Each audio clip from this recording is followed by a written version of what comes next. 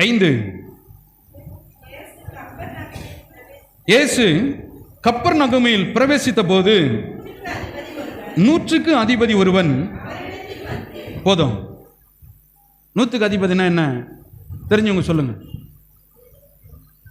100க்கு அதிபதினா என்ன? மார்க் எவ்வளவு போடுறாங்க? 100க்கு ஒருத்தன் 100க்கு 100 வாங்கிட்டான், என்ன போடுவாங்க?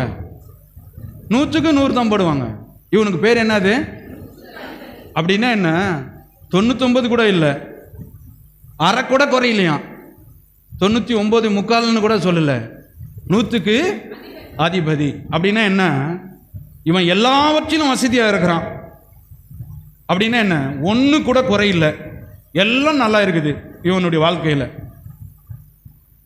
பேர் என்ன என்ன வச்சிருக்கிறாங்க? 100க்கு அதிபதி.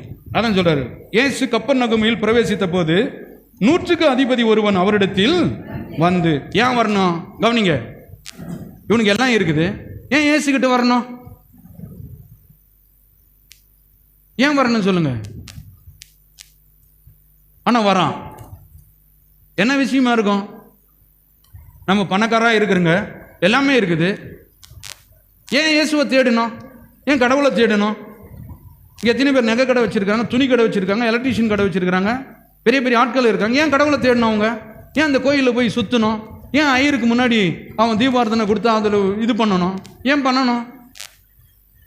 எனக்கு எல்லா வசதியும் இருக்குது, நான் கோயிலுக்கு போவேன்னா, பூசாரி எனக்கு அவன் சொல்கிறத கேட்க வேணாம் அப்படின்னு யாராவது சொல்கிறாங்களா? இல்லை இல்லை இல்லை.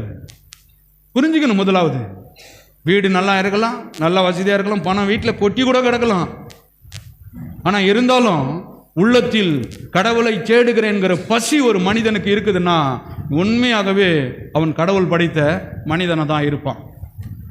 ஒரு மனிதனா இதெல்லாம் இருக்கணும்.